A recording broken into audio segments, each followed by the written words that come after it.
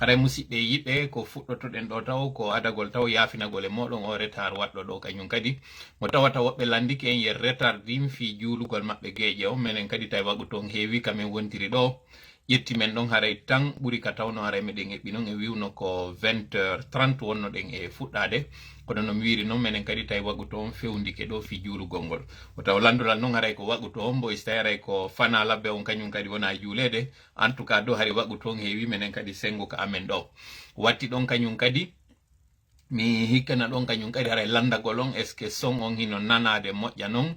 Hello my brother, toli mon, bismillah mon, le son est bon. Ok, Hadja Khadija Gaya, ɓe aditike ɓe ni le son est bon. Aray ɓe weltanama moƴƴa noon ɓe jarnama. Kala ɓen arnoɓe hankin ndaari en ɓe weltanama. Kala ɓen kañum kadi notinoɓe hankin noddango meɗen gonɓe fuu mi ala lintude ha vidéo on o juuta. Fuɗɗi e paykun ha ɓe ɓurnoɓe towde duuɓi hakkunde meɗen wonnoɓen hankin ka werde meɗen ɗo haray ɓe sannama ɓe weltanama ɓe jarnama dadde mi haynike ma ɗo a wi an kadi le son e bon haray a jarnama.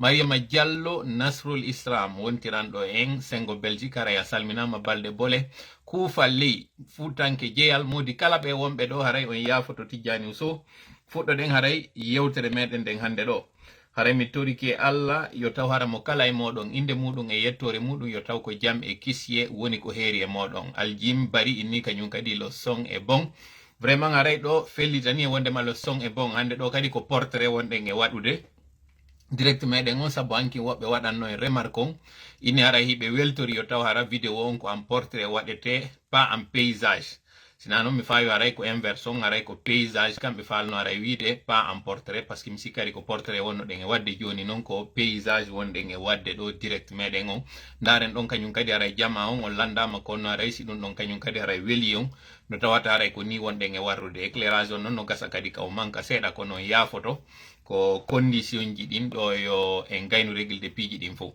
donc haray wiɗen hande ɗo kadi yiɗen fottitude jonde hesere en wawali heɓude invité ɓe meɗen ɓen taw ɓen ko ceerno mo nenen bo ɓe heɓi empêchement ɓe torike en fof yen yaafo ɓe ngal ɗo ce n'est que partie remise no ɓe heɓiri feere wo ɓe arda e meɗen ɗo tintoɗen hande ɗo haray hiɗen mari ɗo toɓɓe ɗiɗi e kuntoy ko wonɗen e yewtude fimum toɓɓere aranere nden ko koko tawata en nani discours à la nation discours wiyen tun joni de nouvel an par ce que discours à la nation hino toon tawa on ko waɗete ɗon ñande fête d' indépendance on kono hino toon kadi discours de nouvel an ko waɗete kon fisi tawi hitande hesere hitande no lannude hitande hesere hino fuɗɗade e nani kañum général LMD ko yewti ɗon kon hiɗen yirtitade noon e konko yewti ɗon firten ɗum ɗon taw déjà e pulal ɓurten kadi haray cokkitude toon yaltinen konko tawata haray koddiji no nder toon ɗi tawata si en wattani lay majji en waway famude ko on to woni ka fokkita ma ɗum ko on ɗum wonnoɗen e wiide ɗo fuɗɗike jillude mbile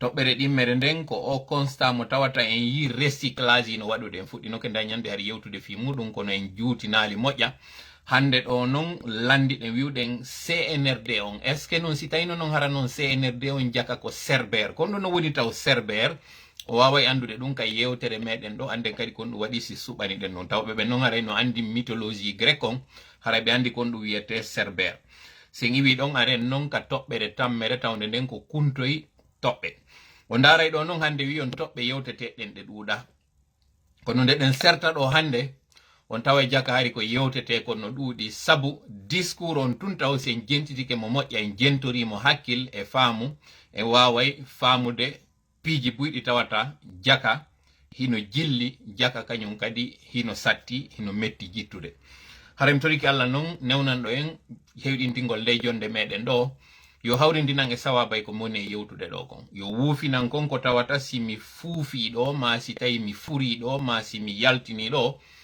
en heɓay nafa e muɗum nafa mo tawata fuɗɗi taw mi wonɗo yewde on hewta on onon kadi mi toriki Allah yo hawrindinan e on sawaba mo tawata onon accituɓe hajuji mon fof ari hiiri ɗo fi en wawu tintudude hande ɗo yon hotidu e nafa mo tawata ko nafowo en adna e lahara mi torike noon si ɗum ɗon waɗi haray yen weltanomo kanko Allah jarne mo fuɗɗoɗen tawa e toragol mo jaabinen o du'a mo mi waɗi ɗo yo hawrindin en o sawaba ɗon sabu ko ɗum ɗo wondanta en e nafa haray se yettimo non kanko Allah en anditi ko kanko woni ko hawrindini me sawaba en ɗon haysi hewta haray min ka weltana ɗon lan sabu haray min mi yottin tun konko tawata ko kanko woni ko longinimmi ma ko kanko woni ko hawrindinmi e muɗum siko axe muɗum non waɗi ɓay haray hino wawa wadde kadi ko piiji ɗin ɗiɗi non haray yo gandu gogo taw ko seytani woni haray ko faljininmi donc haray felen mo kanko en torike non Allah yo woɗɗinmo e meɗen si tawi noon kadi haray lelli ɓay neɗɗon haray na timmuɗo ono wonɓe ɗo ɓe mbay en fo yiɗe gandi ngol ɗerol meɗen ɗo ngol tawata ko ngol ɗo woni ko lonti taho tooli moɗon ka tola on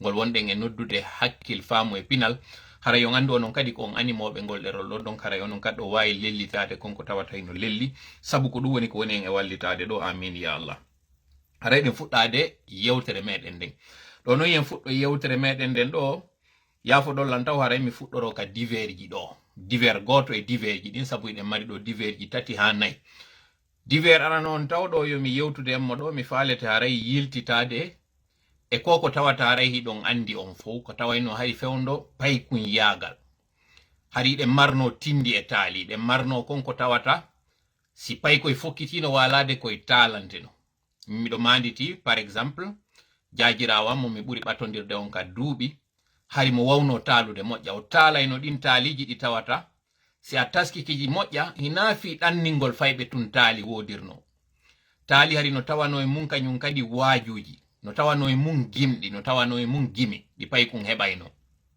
goɗɗe majji no ton ara ko fi sina yagal yewtugol ko honno kum pay kum aliya tima hum kun tawata ko sina nene ma kun ne'i kun immo kun yaha ka cangol kun hawroya ton e goɗɗum ko tawata ɗum ɗo wona e sombo o hetto ɗum ɗon wawi jonnude muñal ɓen tawɓe haray hiɓe woni aliyatimaɓe ma hiɓe ne'ede ka goɗɗo ka tawata e namawɓe maɓɓe woni e newde ɗum ɗo walliti no ton kadi ɗin taaliji tawoji kadi ko tindiji ɗi tawata haray hakkil wawata ɗi nangude sabu wawatake wiyede kullum yewta e wono sari e bono par exemple kono ɗin taaliji ɗi wawi wallitade en ka gurdam meɗen ɗan tawata duuɓe meɗen towi sen pi misal wanoyɗen andi Allah hinno ama sohi mo marno ɗin tindi e taali ɗi o waɗayno tawnoɗi hari no wallito moƴƴa min ɗi wallitike langogo ka yiɗugol wawgol yewtere ka andugol yewtere ko honno nde ɓurirta welde nanade si tawi nde waɗirede doyi si nde waɗi si tawi yewtere jonnama gurdam eɗen andi yewtere ino heɓa gurdam kono gurdam jonnirte yewtere ko tumata yewtere nden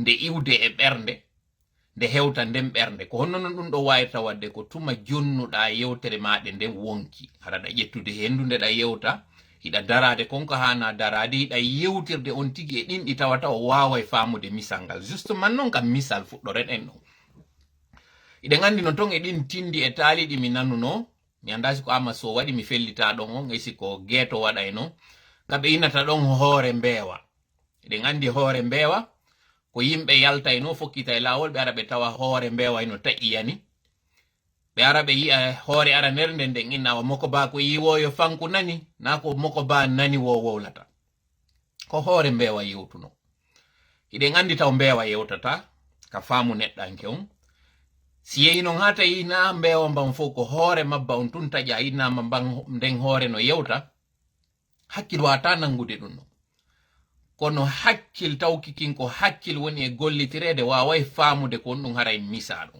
ko ɗum waɗi simɗo fuɗɗorde ɗo yewtere nden ka wiwgol ngol wondema ɗin tindi wallitike en haysi ɗi ala ka gollitirede hande neɗɗo moko ba ko yo heɓu konko tawata o fillaaki ko ɗum hoore mbewa nde wiwno kono ɗen andi goto gollitirno konko wiya ɗon goɗɗo go gollitirali on taw ɗon ɓa yehi yeeso ɗon goɗɗum wimo yo yaw e yennoya lanɗo o yimmi yo e hewtoy ka lanɗo lanɗo landimo ko ɗum o yi ka lawol o inni wo lanɗo mi ari mi yi hunde kaari ka lawol ɗum tigi inni hino hiwroma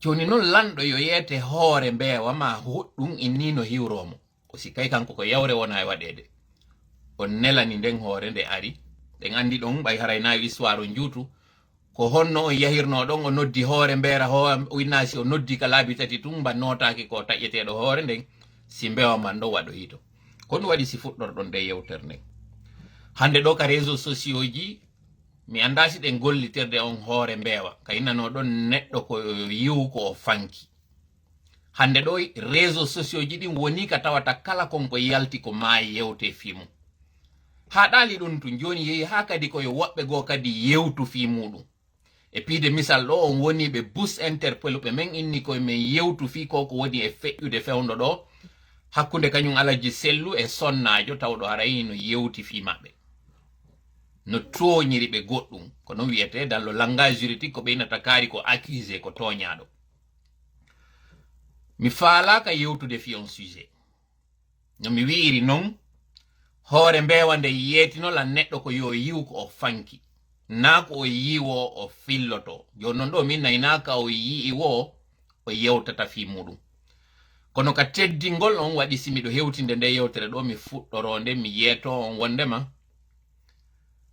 yer ko mi faami kon seeɗa e matière de droit ko ɗum woni sengo ka saria ko toñuɗo on haani tabintingol seedeji konko o toñi ɗon ɗum ko go'o ko toñaɗo on kadi haani dartagol tabintinira laaɓugol makko ngol seedeji ɗin ɗo ɗiɗi ko maaɗi yaada toñaɗo on o wiyetake tun kaari waɗi hunde kaari fof jogitoɗon kaari waɗi ko yo seedeji ɗin adde toñaɗo on kadi si tawi ko yo yaw ha o laaɓa e konko o toñiraɗon ko yo addu kadi seedeji wondema konko o toñiraɗon na gonga ko ɗum ɗon sari on wi il appartient à l'accusateur d'apporter les preuves et à l'accusé d'apporter son innocence donc terlen ɗo min mi ko ɗum ɗon tun mi mari ko mi yewtata fiiɗon mi toro en non no wi'irano non wata en wonu kala konko wona e yewtede ko e yewtoɓe fimum fi hon ɗum non ko paske kono yewtirɗen wo fi muɗum heɓiri doole kono yewtirɗen fi muɗum wo jonnirɗen ɗum tigi importance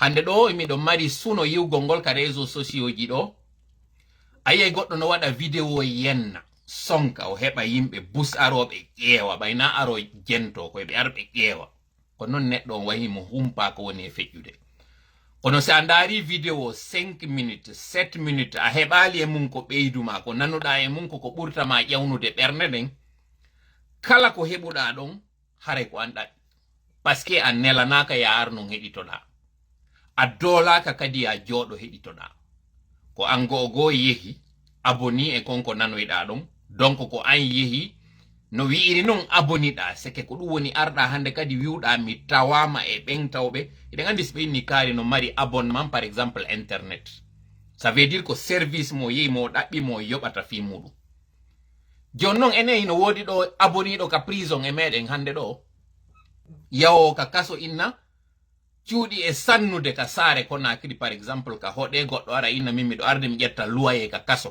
honnela nder ɗo ma miɗo ari abonagol ɗo ka kaso ɓe ñamata ɗon min kadi mi ƴetti ɗon kantine an on ñamminelan ɗon ñamete kasoɓe ɓen en yi ɗum ka waɗi ka meɗen ton awa si goɗɗo noon ari abonike on page mo andi ko page yennowo ma wolowo piiji bonɗi kala ka o heɓi ɗon ko kanko woni sombo muɗum par ce que ko kanko yehi aboni ɗum ko go'o ɗimmel muɗum kala nden hoyre waɗunde e on page ɗon tawi nde mettima ƴettuɗa nden hoyre an kadi partage uɗa fi hollugol yimɓe luttuɓe wondema nden hoyre waɗi na yennuɗo on yenni ko an ƴettuɗo holli jama on woni yennuɗo on ko ɗum waɗi si fuɗɗorɗen ka tindiwol ka oya yawno ɗon yottinoyi ko hoore mbewa mban nelimo kon hande kadi ko wolanno lanɗo ko hina hoore mbewa mban go yananano ko kanko yananano wi'a si hoore mbewa mba wowlali ko kanko warete iɗen andi kadi yawnoɗo yottinoyi ka kumandan on wonde may mo yennano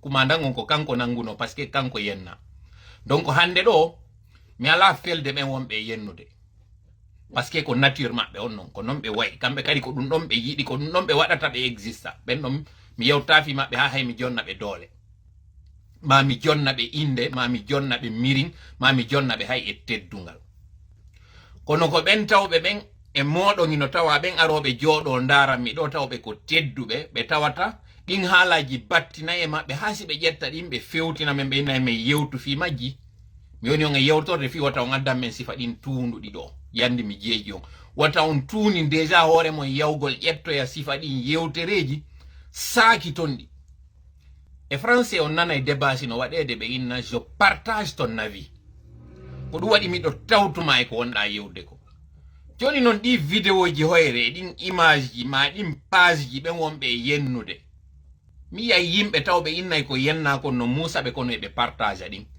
sa partage nden hoyre ɗon yilte ɗonen ka wiyanoɗa je partage ton nabi ça veut dire donc iɗa tawti on tigi ka goɗɗo innay ma par exemple tiés mouton ma wiya les moutons par exemple ma wiya onon waɗoɓe hunde kaɗi tawata mi wata ɗi fillade an non partage aɗin fa sikkugol ma ko si a partage ɗi yimɓe go yii yilto aña on wowluɗo ɗon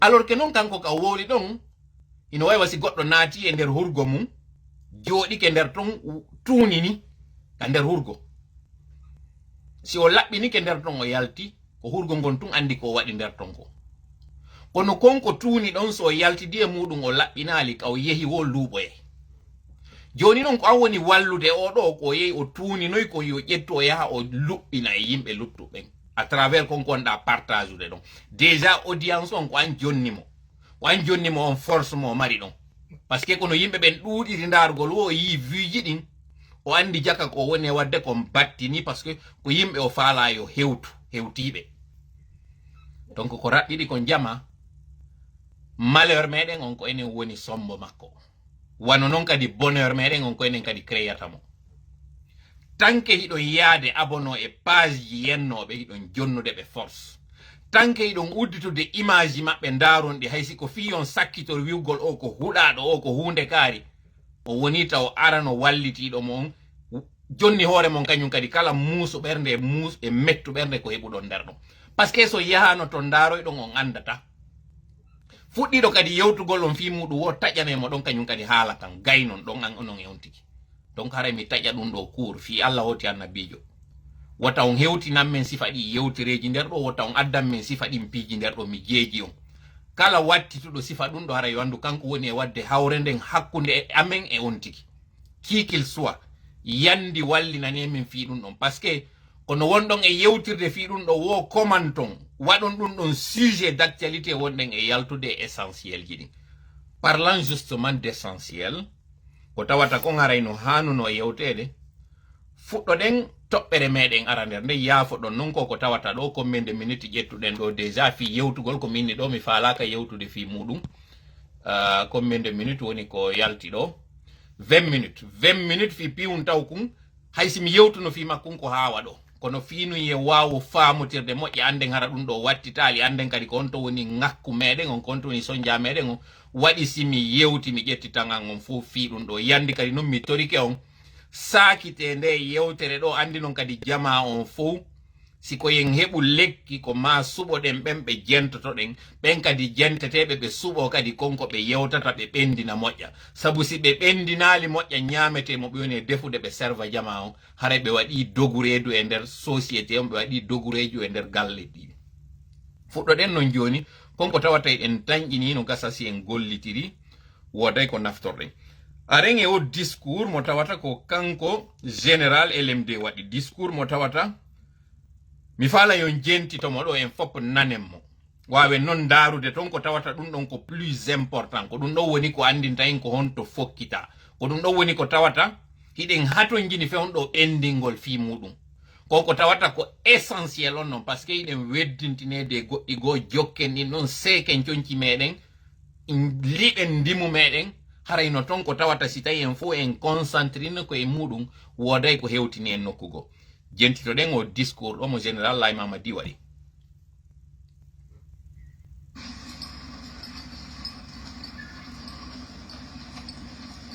nanda noon sino nanade moƴƴa Guinéen, mes chers compatriotes, l'année qui s'achève a été marquée d'une pierre blanche dans l'histoire de notre pays.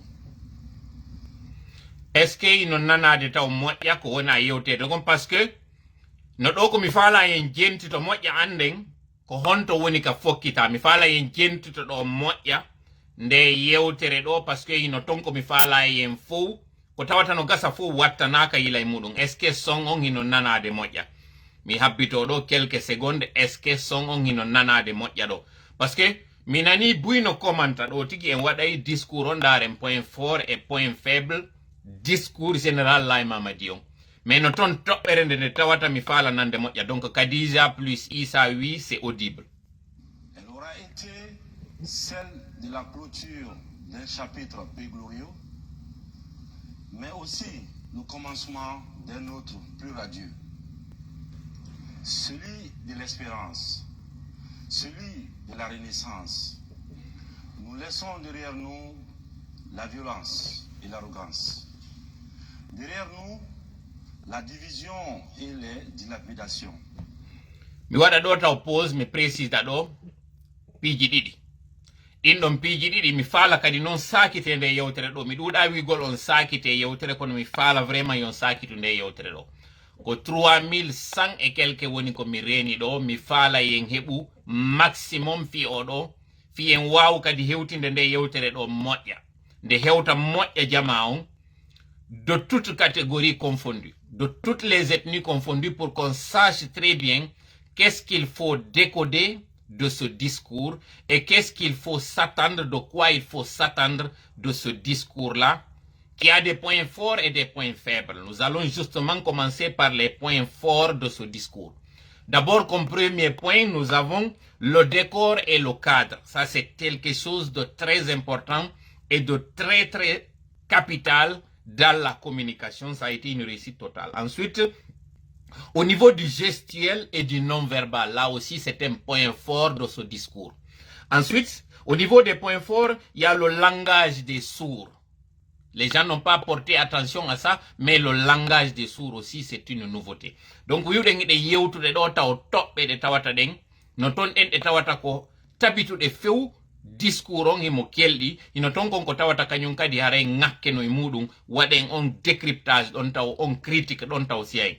No tawa din keldude din e makko décor on so yido pour la première fois discours on mo tawata o yey taw général Laye di hino ara si hewta fuddo seppugol makko ngol ittugol makko linet je den gestuel on juude makko den no jokkiri no yewtere den ko dum simi wiwno e nanen yewtere a jonnayde ngurdang a jonnay yewtere nde ngurdang hara ko wonda yewtude kon hino yaadi e bandu ndum no gasara en wattana ila moƴƴa kono ko yete communication hayno bornorda non hino tawa e yewtere den nokkure nde wonda e mudum den no tawa kadi e yewtere den a warata yaade naata e nder boîte de nuit inayda natude nder ton waajoda gasata a wata yaade naata e nder cimetière wi ayda yaade wada concert nder ɗon on communication ɗon o jaɓata. Donc ko ma piiji ɗin nanodira wana woɓɓe go wirno ñande go ɗo miɗo wadde discours pulal miɗo ɓornoriwa endujo.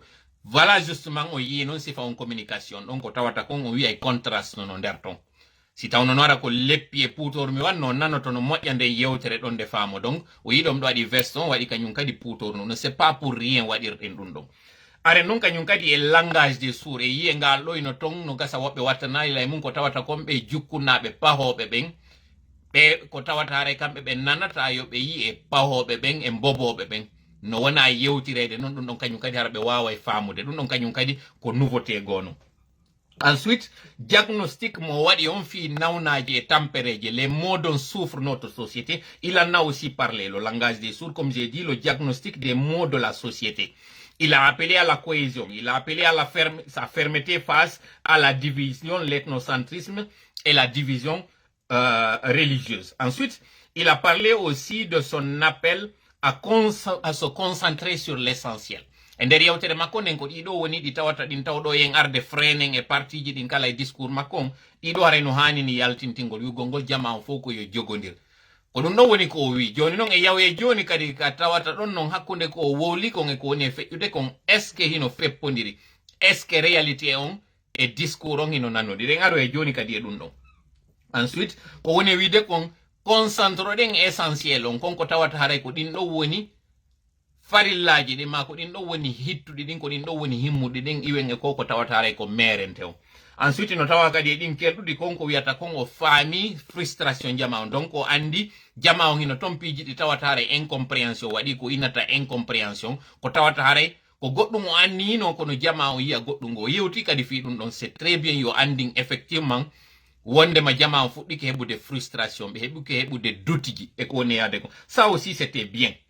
Ensuite ko woni justifiude kañum kadi protection on justifier de non justement une geste donc et détermination. Ça, ce sont les points forts. Lorsqu'il justifie, par exemple, il appelle à la cohésion, il exprime, il avoue justement, et il exprime sa compréhension face à certaines frustrations des actions. Il explique cela aussi par un devoir de protection et de défense pour ne pas aussi se limiter là, parler aussi de l'unité. Nous n'avons pas que il termine aussi par montrer sa détermination face aux enjeux, face aux difficultés qui vont être celles-là qu'il va rencontrer ou son régime va rencontrer. Ça, ce sont les points forts. Maintenant, il y a un point faible. Point faible, aranon, au niveau de l'articulation. L'articulation, quand il s'exprime, ça c'est un point faible. Quand par exemple les mots chance sont prononcés parfois comme sens. Donc ça porte à confusion. Ensuite, au niveau des chaque, quand il dit chaque ou chacun, là aussi au niveau de la prononciation, son équipe, son groupe de communication doit aussi travailler à ce niveau-là.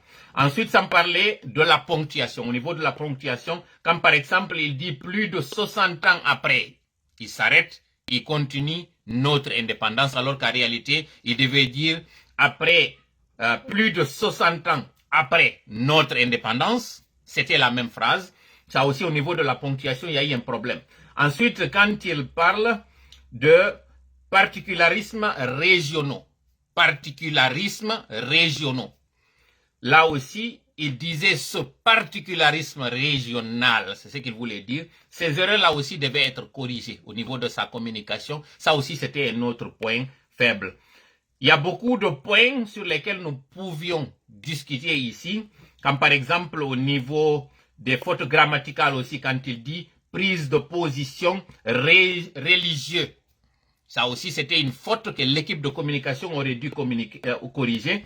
Ou bien, ça c'est au niveau de la 3e minute, ou bien quand il parle de particularismes régionaux, toujours pour parler de particularisme, à ce niveau aussi, il fallait dire, parce que c'était au singulier, ne pas le mettre au pluriel. Donc au niveau de la ponctuation, d'abord ça a été un problème, quand il s'arrête là, avant de continuer. Et ensuite aussi, quand il parle d'abondance du candidature, quand il parlait du CNT. Donc abondance de candidature. Toutes ces erreurs-là, ce sont les points faibles de son discours.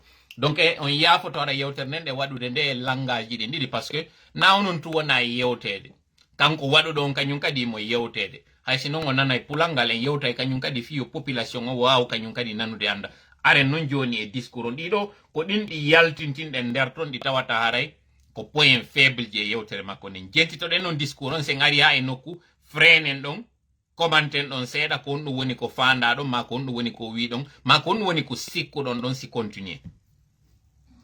La corruption et les exactions. Nous éteignons les tragiques flammes de ces moments de brutalité économique, financière et humaine. En renaissant de ces brûlantes cendres, c'est la sève nourricière de notre idéal commun, de refondation de notre État et de rectification de nos institutions. Liberté et opportunités sont données à chaque Guinéen et à chaque Guinéenne de reprendre sa place de patriote pour jouer efficacement son rôle dans le processus de transformation de notre société. C'est notre pays. C'est le pays de nos ancêtres. C'est le pays de nos enfants. C'est la terre dont l'âme fait battre le cœur de chacun d'entre nous. Le 5 septembre dernier, vos soldats ont pris les responsabilités. Ko gibiɗo mi fala en watta yila moƴƴa ha ka o yewti ɗo fof 2 minutes hari ko wonno e yewtude ko fuɗɗagol yewtere nden kono toɓɓere nden noon tigi tigi gibi ka fuɗɗotoɗen ɗo wattande yila e mum ko gibi ka tawata ɗon noon joni ko gibi ɗon histoire on noon fuɗɗi entre meɗen e CNRD o ka o yewtata ɗo fi 5 septembre au niveau de ce point là à partir de la 2e minute ka wiyata ɗon que le destin de la Guinée a changé à partir du 5 septembre. Jentitoɗen non ɗo justification ji ɗi o waɗi ɗin ko ɗum woni ko puusiɓe ha ɓe ƴetti responsabilité maɓɓe on kamɓe soldat siɓe ɓen ɓe yehi ɓe dumboye Alpha Condé jentitoɗen ɗo. Toutes leurs responsabilités en assumant leur part de risque. Nous l'avons fait pour notre pays. Ce n'était pas une décision facile à prendre. Elle s'est imposée. Voilà.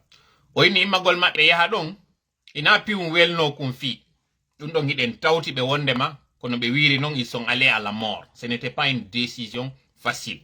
Elle était courageuse, elle était noble.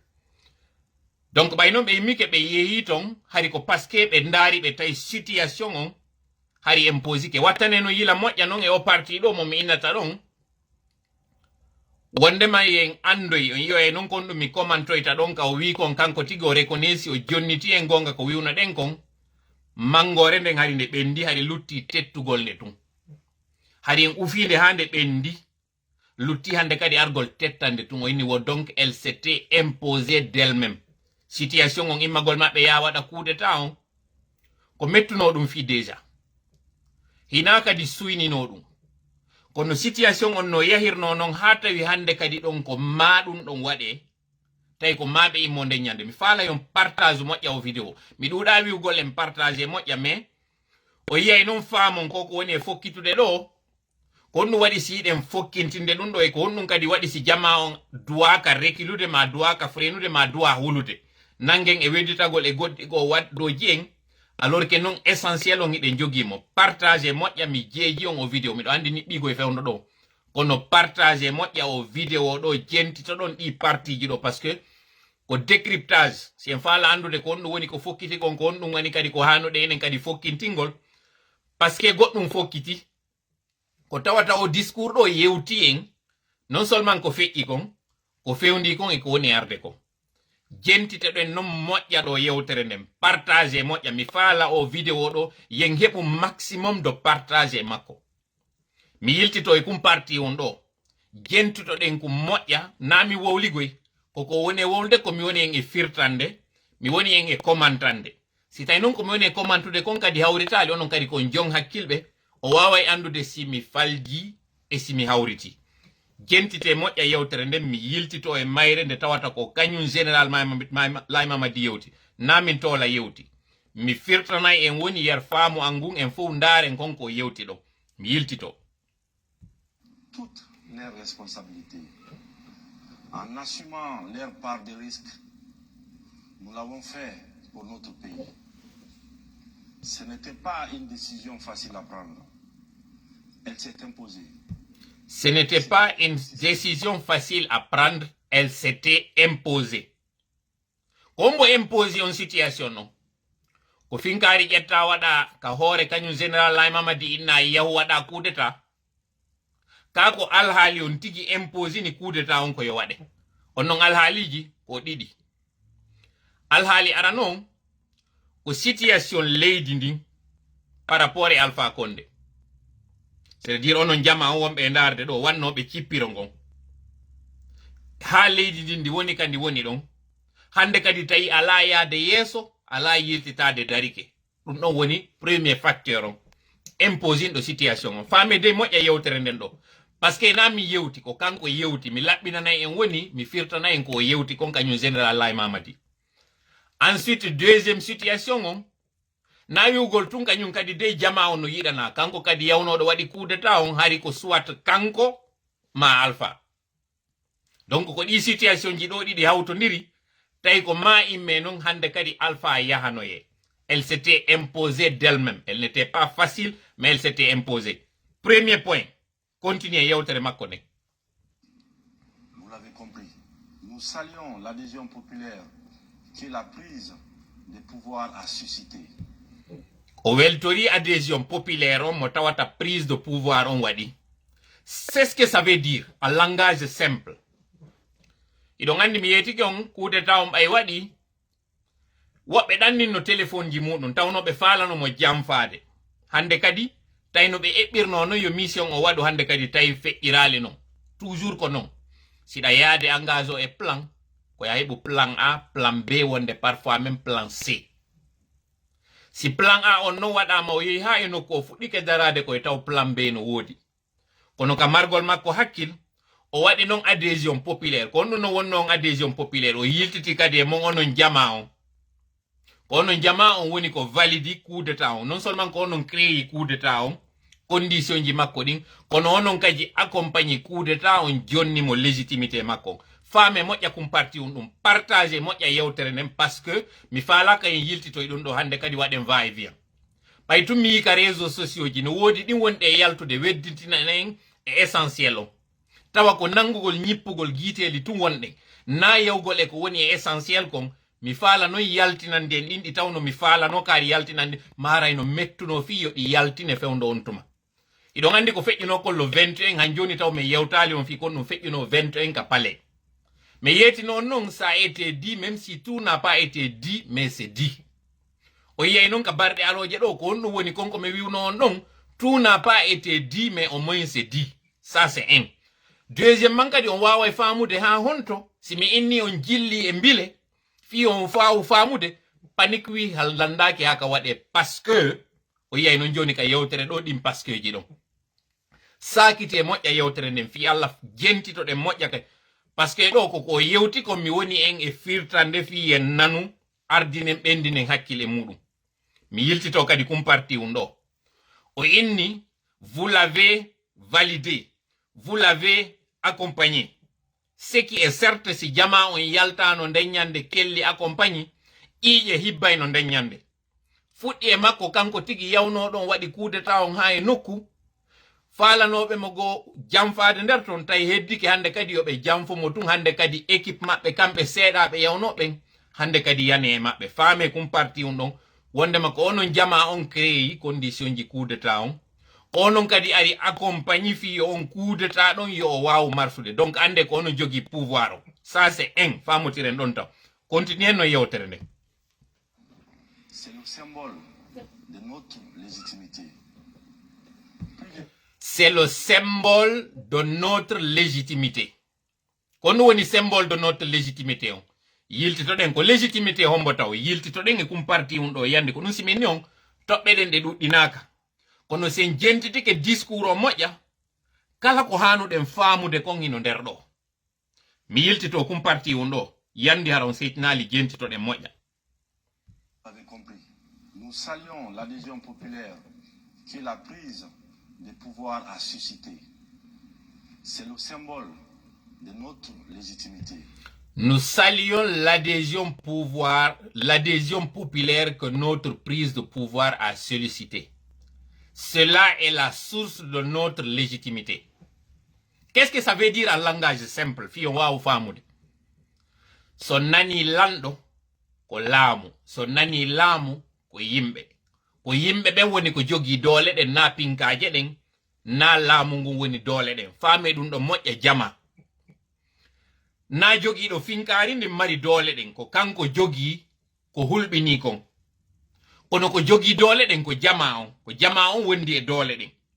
Si jama on dartike laamu kangu telɗi wo kangu dolni wo jama on hino mari doole ɓuri ngu parce que ko yonti suɓo gotel e piiji ɗiɗi ko yo immo o wara yimɓe ha tawata hande kadi ko wari ɗon ko waɗi fi yo warte donc o waɗa carnage o waɗa sifa ko wanno kon Allah dandu 28 septembre hande kadi o perda toute légitimité o attaquerait de l'extérieur et de l'intérieur o heɓa tous les problèmes du monde Hitler no ɗo fi ka yewta en ɗum Kadhafi ɗo fi ka yewta en ɗum Husni Mubarak kala ɓen dictateur ɓe ko ɗum ɗon ɓe waɗi hande kadi noon yana e maɓɓe ou bien on ti ndara population anda ko ɓeɗo jonni mo légitimité o respecta ko ɓe woni e faala kon e no moƴƴiri noon nantodire ko gotel e ɗiɗo ɗiɗi tammum ala no ton ko tawata on tigi wawa joɗade ɗon hewre jama on o terrorise ɓe sifa no Alpha Condé wonno warrude noon tanke jama on wawali famude ko kamɓe jogi doole ɗen ɓe ƴetta destin maɓɓe on amen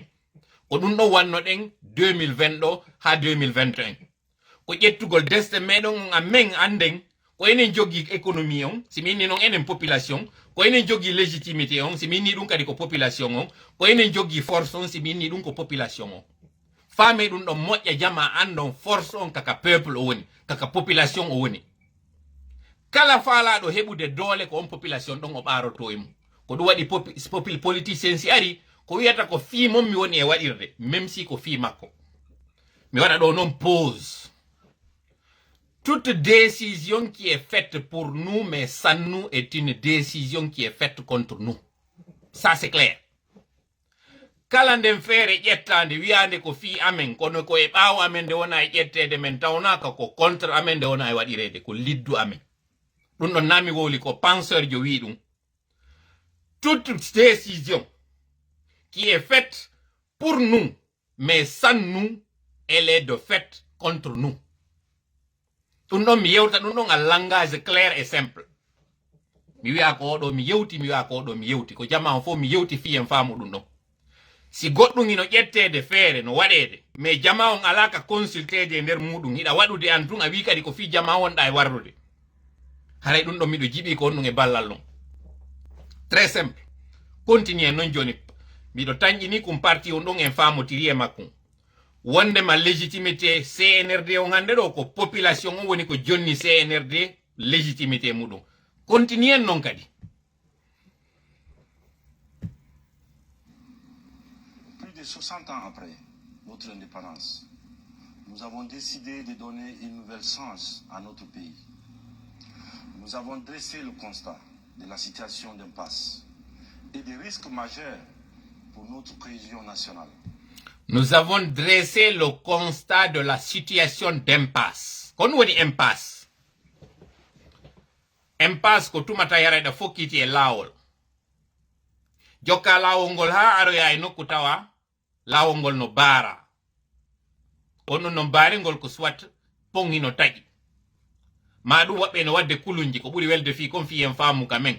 Ko yiɗato e secondaire o e koye ƴetteten ka nder quartier ji ni ida faala taƴindade ara hay nokkugo yaltita ka yimɓe ƴetti no waɗi tante waɗi ko ɗum woni tillisowum ƴetti joƴƴini julle ino wadde mariage ma tournoi ballon ino waɗede ka tawata wata feƴƴude ko ɗum ɓe innata impasse ka tawata no passe a feƴƴata. Donc kamɓe tigi ɓe andi leydi andi darike e impasse nami woligoy ko général Laye Mamadi woli na non kanko tun kadi woli koko jooɗa winda ko tawata na kanko tun tawi ɗum ɗo koko situation on tigi woni ko alhaali on tigi on e yewde ɗo jusqu'ici on est d'accord min e makko. Continue non. Il fallait agir. Nous avons estimé que le temps était enfin venu pour qu'ensemble nous nous mettions en mouvement. L'état de fragilité de notre pays a été notre unique motivation. L'état de fragilité de notre pays a été notre unique motivation. Wo leydi meɗen ndin kadi wonno ɗon hande kadi hari ndi woni lo'undi kadi ndi woni tawndi lutti tun joni o wi gif huɓɓa par ce que nder cuuɗi ɗi ñamete lanni jawdi ala holotiral ala yurmotiral ala. Donc ɗum ɗo fof waɗi imposike blocage on ari yewti darama tawi ko maɓe ƴetta responsabilité maɓɓe on ɓe ara ɓe agisa. Donc woni impasse darike hande kadi woni leydi kadi ndi woni fragile hande kadi ɗe wawno attaquirede de l'extérieur enen tigi ɗe wawi attaquindirde hakkundeji meɗen. Donc hande kadi non kamɓe rôle maɓɓe on en tant que soldat c'est de protéger l'intégrité territoriale et l'intégrité des biens des personnes et la sauvegarde de leurs biens ko ɗum woni ko ɓe waɗi ɗon ko rôle maɓɓe on non. Donc ko devoir maɓɓe ɓe yimmi ɓe waɗi ɗon ndeññande et pour cela nous les saluons et nous les remercions. Continuez non kadi. Une société gangrénée par le communautarisme et le tribalisme, parfois même la haine, une cohésion nationale inexistante, une confiscation par quelques-uns des richesses de notre pays, une pauvreté galopante et une corruption endémique.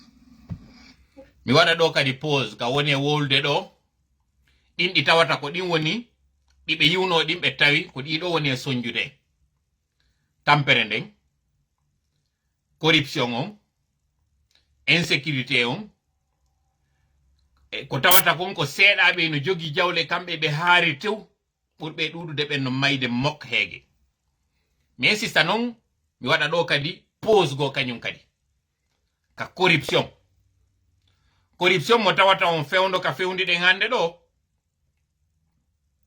est ce que o iwi parce que en ndaari ɗi dossier de candidature ji ko honno ɗi déposira ma ko honno ɗi wona déposirede fewndo ɗo mais continue no yewtere makko ne parce que ɗum ɗo o yewtay en woni ko motivi ɓe kon fiyoɓe arɓe waɗa coup d'état o sakiti e moƴƴa yewtere nden han joni mi weltaki parce que han joni miɗo reni ko 4500 personnes woni ɗo alors que non population guinée on ko 12 millions de personnes donc 12 millions de personnes min natawi miɗo faala heɓde 120 000 personnes mais sago an en hewtay no 12 000 personnes hande ndaroɓe o direct men je sais que c'est impossible mais mi hollay on tun ha honto eɗen woɗɗi objectif mo duwaɗen ɗaɓɓitude on hande ɗo fi hande dimanche ɗo le 2 janvier yo taw harande yewtere ɗo hande kadi ara en gaynayde anden noon ko on to fokkita réactiven ko duwa réactivede kon stabilisen ko duwa stabilisede kon par ce que ka fokkiti ɗo hande kadi mi ala ƴawnde ɓernde anden ɗo taw ha mi gayna fiyo nanu moƴƴa komi faala yo yewte kon par ce que si mi fuɗɗike huɓɓude gibi fewno ɗo on nanata yewtere hande kadi ara ko émotion on woni e yewtude miɗo andi ɗen ɓuri 12 millions mi aru e ko ɓuri hoyde kon 12 millions de personnes si tawi en wata heɓude 120 000 hawa heɓen 12 000 personnes tawɓe hara ɓe ndaara en ka jemma ɗo donc sakite e yewtere nde kala naatoɗo yo fuɗɗor taw partage ugol an o jooɗiɗo ɗa ndarde lan ɗo partage taw direct maɗa o si jooɗoɗa continue en ɗo 4500 personnes simo kala e moɗon partage heɓi goto ndaroɗo vidéo maɗa on hara en heɓi 9000 personnes 9022 personnes ka woni ɗo 4511 donc sakite yewtere nden continue mi faala en watta yila moƴƴa yewtere makko nden ɗo wawen andude kañum kadi ko on to fokkituɗen e ko honɗum kañum kadi hanɗen fokkintingo par ce que goɗɗum fokkiti konko fokkiti ɗon noon ko hen fokkitu enen kadi fewndo ɗo jentitemo ko mone wadde ɗo kon noon na appel à l'instruction mi woni wadde na appel à la violence na appel à la haine plutôt ko appel à la vigilance à la fois wonɓe dirigeude ɓen mais à la fois wona ɓe dirigede ɓen parce que sina ɗum koye duɗɗodiral tun nangeten e waɗugol ɗo wonen e toujours en perpétuel recommencement enen transition arɗo o no to wonɓe arde naata phagocyta transition on ma kala gouvernance arɗo ɗi parasite ji ɗo aroji naata nder ton bonna ko ɗiɗo noon hande simi innuno on nde ñande min na laymama dima CNRD on tigi wonɓe darude ko ɓen wonɓe ɓaawo ton capidal l'ombre ɓe wonɓe wadde ko woni wadde ko ɓen mi faala no e yaltude parce que jusqu'ici discours on c'est bon ça va ça reflète la réalité continuer non jentitoɗo ɗon no moƴƴa hakkil kam mi woni e yewtude on kon e ko wona yewtere ɗo ko moƴƴa mi précisa ɗo no naami yewtigoy koko mi yewtuno alhaali mum yaltiti mi faala noon hande kadi basagol e yewtuɗo on fi famingol on par ce que hande ɗo la plus grande autorité du pays ou bien la personne la plus autorisée à parler ou la plus légitime entre guillemets à parler de la situation du pays ko général Laye Mamadi koko yewti kon non kanko almani mi on wonmi e firtande en ɗo en fof nanen e haala ka naneten kan dans un langage simple décryptage wonɗen e waɗude ko ɗin koddiji ɗon wonɗen e yaltinande ɗo à la fois yewtuɓe ɓen koɓe yewti kon yewtaɓe ɓen koɓe hani famugol kon mi faala yen sendi to moƴƴa yewtere mi yeti kam han joni mi weltaki par ce que han joni ko 4700 wonɗen o wakkilike goy mais kala natuɗo nder ɗo jooɗi sakitu taw yewtere nden partage unde si joɗɗona joƴƴina jullere maɗa nden continue yewtugol mi faala yen jenti to moƴƴa ɗo yewtere nden famon noon andon koko min e yewde ɗo kon mi précisa kadi koko min yewtuno min ƴurɓini tawi feere muɗum no yewtire moƴƴa welata fi discours on noon ɓay waɗi min jooɗi kadi min étudie moƴƴa par ce que mi yetti kon hiɗon anditi ñande 31 ko min retardino direct amen on piiji buyno toon ɗi mi wata on yewtude ɗiɗo direct mais ɓay kon jooma hakkilo wawa ɗi famude ɗo gibi ɗo hande kadi hara sen addi sifle on ɗo e wutti kum no anda kon ɗum ko sifle on wi ko exemple mi woni e jonnude donc continue.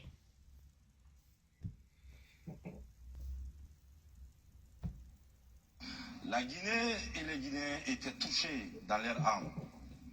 La fierté d'être Guinéen profondément ébranlée. La Guinée, notre pays, doit se faire avec tous ses fils et ensemble. La Guinée doit se faire avec tous ses fils et ensemble. Waɗen ɗo pause ko général lay mamadi wawli goy ko dum non kadi woni ko anon sana den ko dum kadi woni ko habbi den ko dum kadi woni ko torino den Allah yo wadange mais yilti to den non e nomination ji di parce que o yewti fi régionalisme o yewti fi division ethnique ide nganditi do fewndo nomination ji di wadayno e wino ko équilibre régional wonano e wadede c'est-à-dire chaque jour si nomination no wadede ko yimbe nayo wonano e wadede se ndari tawen aray no représente 4 régions naturelles ji ce qui était bien mais si tawi aray yaay woni on schéma don e wigol ngol kadi ko représentativité kadi féminine donc quota de 30% au moins pour les femmes andi ten taw debbo go yaltinama tawdo ko yaari suma remplaciraɗo mon na debbo kadi goy ko gorko go adda remplaciramo on kadi debbo gorko addaɗo remplaciramo ko iwruɗo ka foore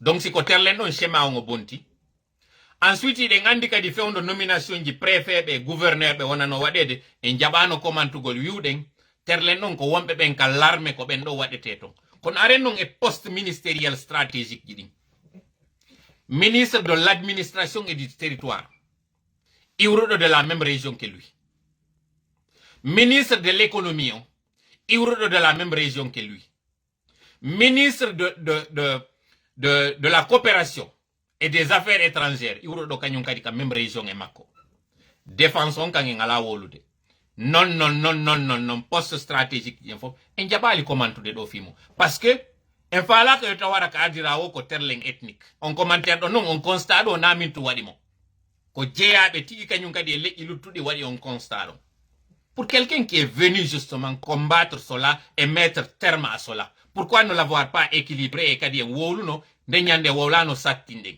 en yewtuno tum waɗɗen constat on wiwɗen on noore aimé on tuma parce que hari kaka constat ji wonno ɗen e wiwno en ñawirta goɗɗo ko sikkitorɗen mo en ñawiraymo ko yaltiti kon donc fewndo on tuma hari ko c'était un signal avant-coureur kono wiwɗen perfection on n'appartient qu'à Dieu donc e watamo yanande jogawmo felamo fi ɗum ɗo waɗi parce que en andano pression wonnoɗo nder ton ma ko ɗum wonno motivation on ɓaawo coup d'état no lanni on est content en déseranama vice ji donc wotay wonno trop exigeant ça c'était ce que nous avions dit à l'époque mais si effectivement ils sont venus pour le combattre cela est un contraste par rapport à ce qui s'était passé après partagez vidéo on est à 5000 personnes o 5000 ɗo si en doublimo natuɗo o partage vidéo on en heɓay 10 000 ji meɗen ɗin joni donc partage yande mi jeeji on par ce que mi faala yen nantodir moƴƴaɗi parti ji ɗo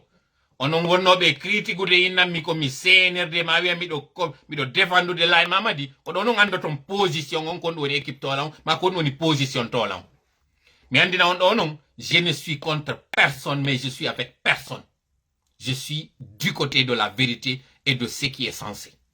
Je le dis, je le clame et je le resterai, Inch'Allah. Que cela soit clair. Continuez donc à dire discours, ko wone yewde kon non juge ko wone yewde kon par rapport et ko fewndi ko may. Les sages et les religieux ont un grand rôle à jouer dans cette édification. La division et les propos haineux n'ont plus leur place dans ce chantier nouveau. La division et les propos haineux n'ont pas leur place dans ce chantier. Je suis tout à fait d'accord. Et preuves déjà qu'ils ont agi. Ils sont en train d'arrêter ceux-là qui sont en train de proférer ces mots. Qui sont en train de tenir ces propos divisionnistes. Là, je suis content. Là, je suis vraiment content. Mais lorsqu'ils parlent des religieux, ou il n'a qu'à des religieux,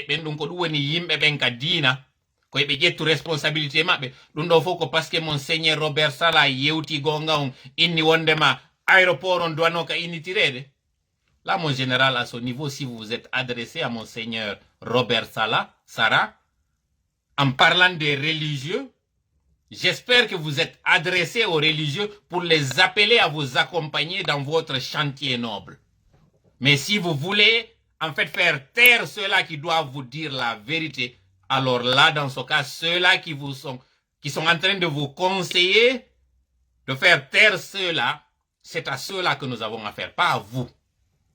Parce qu'aujourd'hui, nous savons que vous êtes pris en otage. Et il nous revient, nous, de la même façon que vous étiez allés à la mort pour sauver le peuple, que le peuple là aussi vous sauve vous. Pour ne pas que vous tombiez dans la gueule du loup. Thierno Monenembo a eu raison de dire que vous risquez de réussir l'exploit qu'aucun d'autre président n'a réussi en Guinée. Vous avez réussi celui d'avoir fait le meilleur des coups d'État. C'est lui qui a été sans effusion de sang de la part de la population innocente, la victime. Ça, je vous tire le chapeau. Vous avez fait le meilleur des coups d'État jusqu'ici. La personne déchue, elle est vivante. C'est lui qui a perpétré le coup d'État, il est vivant. Les populations civiles sont sauvées. Ça, pour moi, dans l'histoire, à ce que je sache, ça a été le plus court et le plus salvateur des coups d'État. Mais vous risquez aussi de réussir l'exploit qu'aucun d'autre n'a réussi. C'est celui d'avoir la plus grande empathie. C'est lui de la plus grande déception de la part de ceux-là qui l'avaient soutenu. Et de surcroît, écourter votre popularité, votre légitimité, votre amour, votre mariage avec le peuple. Cette population que vous êtes venu sauver. Pourquoi? Parce que des individus vous auraient induit en erreur. Donc, mi yiltito e nde yewtere ɗo. Ceerno Monenembo wi, wondema général Laye Mamadi no réussi sude ɗo, konko tawata goto a réussi sali. Waɗugol ngol hande kadi ara ko kanko ɓura añede président ɓe arɓe ɓen fo. Alors que non ko kanko ɓurano yiɗede kadi arɓe ɓen fo. O réussi si on kudeta mo tawata ka gandal an ngari goto waɗali sifa muɗum.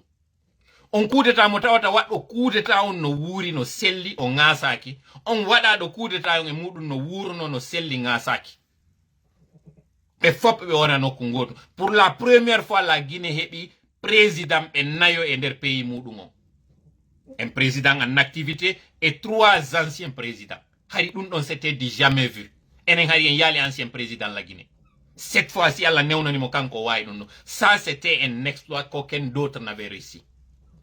Mais vous risquez de par vos actes, de vos actions, de déplaire aussi de la manière la plus vertigineuse, de la manière la plus soudaine, avoir la chute la plus vertigineuse, si vous n'y prenez pas garde, mon général. Je m'adresse à vous encore une fois, comme je l'avais fait avec Alpha Condé.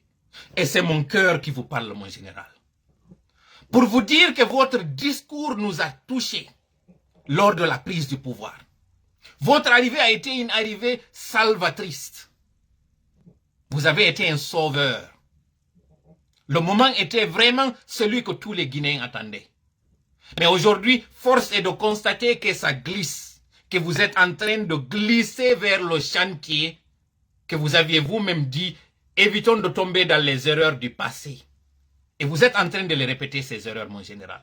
Des individus qui sont autour de vous. Aujourd'hui, s'est tenu cet entretien, cette rencontre entre les magistrats et votre groupe, entre les magistrats et une partie du CNRD. Pour ne pas que je nomme ceux qui étaient là.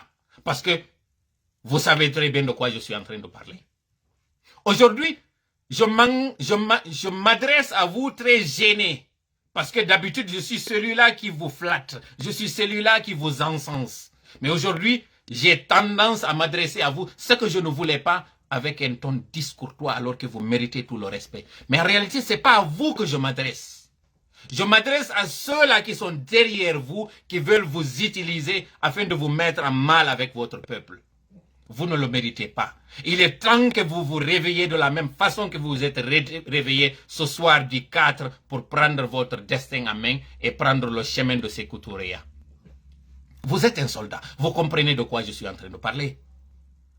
Hande général Laye Mamadi no situation mo tawata ko wiwno en ko wonde may mo ari waɗugol ina ɗum ɗo woni ko wonɗe e yiwde hande ɗo ni na non kanko woni bonnuɗo on ko wonɓe ɓen takko makko ko ɗum waɗi si miɗo yewtude mo ɗo no mi yewtirno noon Alpha Condé fiyo finu o anda wondema o fuɗɗike ɗanninede population on noon ɗanaki jentitoɗen non ɗo ko woni e wiide kon ɗo ndaare noon kadi réalité on partagé o vidéo ɗo mi jeeji on jentitoɗon moƴƴa kadi yewtere nde hiren ɗo hande jentitoɗon ɗum ɗo.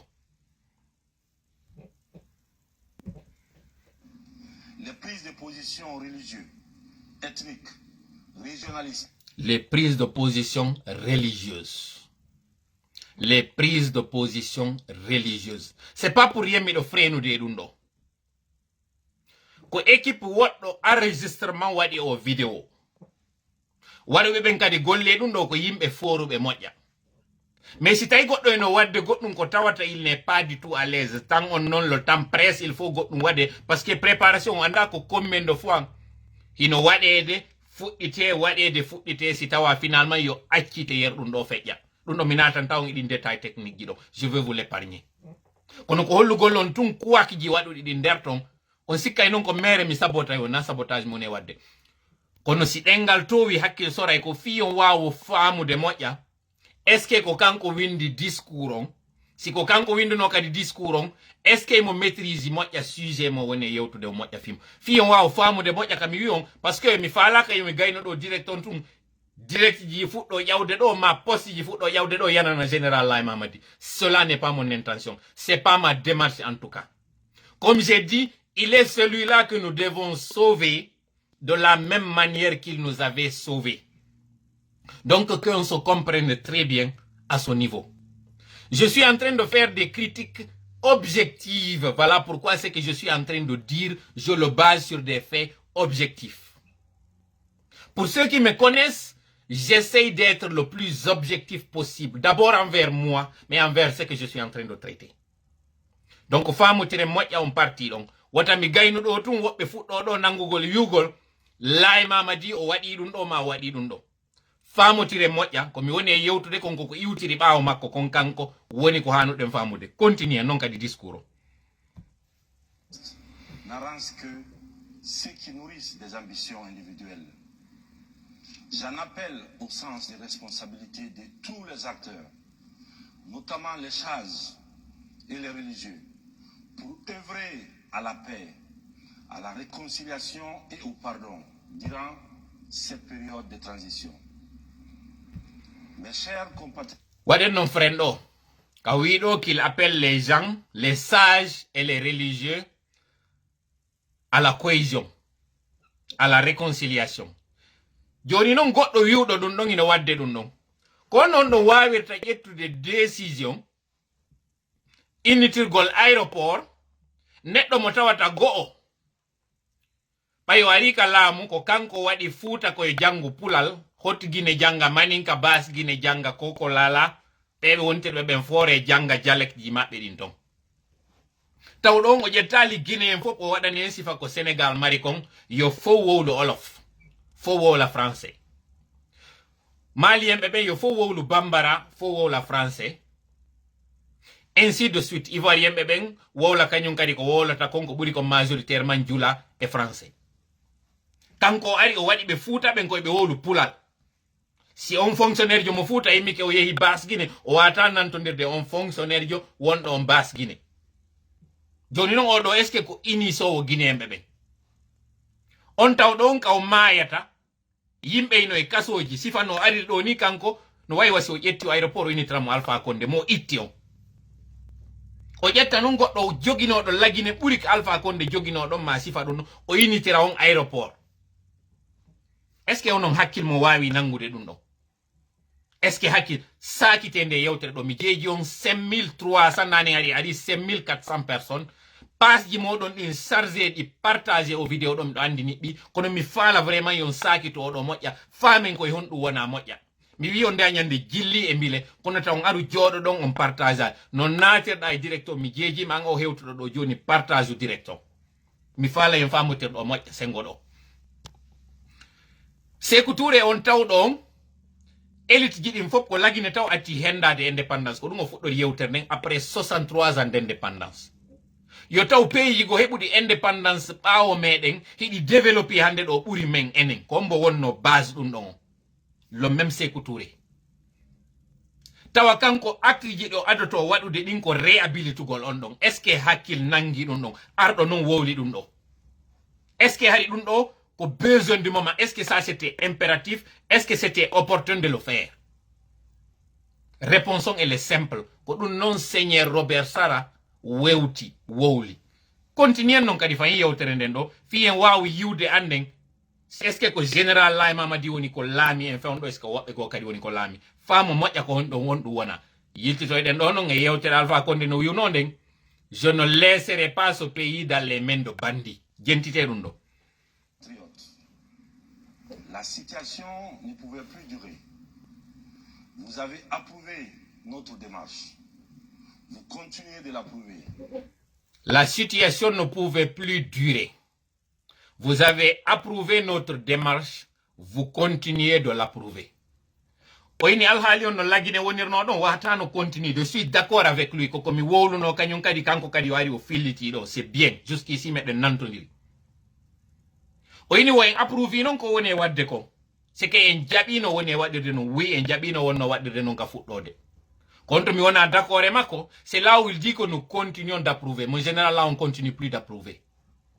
Je suis navré de vous dire, nous, population, nous qui vous soutenons, nous qui avons avalisé, nous qui avons légitimé votre pouvoir, nous n'approuvons pas les dernières décisions. Les toutes dernières décisions, le chemin vers lequel nous sommes en train d'aller, il faut être soit borgne ou aveugle pour ne pas comprendre que ça glisse, que le bateau est en train de tanguer, que la direction est en train de vaciller. Vous avez dit que la justice va être notre boussole. Un véhicule sans boussole, un navire sans boussole, mais sa destination ne sera pas connue. Il sera à la dérive ou à la traîne. Et justement, cette justice-là ou cette justesse-là, cette boussole, nous sommes en train de perdre cette boussole. Nous la perdons en général. Ngino signalede waɗe keurji ɗi moƴƴa waɗe keurji ɗi si directeur no signalede ɓe ni wo que ça va à l'encontre des standards de Facebook. Voilà, waɗe ɗumaji ɗi moƴƴa. O yi ko mi yeeti on kon parce que o yi justement ɓe andi ko wona ɗum annede koko ɗo noon faamoton moƴƴa jama on ko ma wattana yila. Comment wattani la moƴƴa parce que on yi direction mo signalede e heɓiɗo interruption mo tawata ko message Facebook addi ɗo sakite moƴƴa plus non justement ɓe essaye de faire mugol ɗuma on sakite moƴƴa parce que y en a qui sont en train de dire que le direct va à l'encontre des standards. C'est pas vrai. Nous ne sommes pas en train d'appeler à un soulèvement. Nous ne sommes pas en train d'appeler à la haine. Nous sommes en train de décortiquer une situation justement qui pourrait entraîner cette haine, une situation qui va entraîner l'instabilité dans notre pays. Et cela, nous ne le permettrons pas. La Guinée vient de loin. Vous comprendrez maintenant pourquoi j'essaie de m'adresser aussi à mon auditoire en poulard. Vous qui pensez que je ne fais pas l'effort de le faire, mais c'est parce que justement, il y a une manipulation qui est là. Wade cœur, faites les cœurs, je vous en prie. Je n'ai pas pour habitude de vous le suggérer ou de vous demander de le faire. Non seulement partagez le direct, mais faites aussi les cœurs. Et nous allons continuer à écouter ce discours. Nous allons continuer à décortiquer. Vous vous êtes approprié. Ce combat, il n'est pas seulement le mien, il est le vôtre, il est le nôtre. Ensemble, nous le mènerons. À chacun de prendre ses responsabilités. À chacun de prendre ses responsabilités. C'est le général qui le dit, à chacun de prendre ses responsabilités.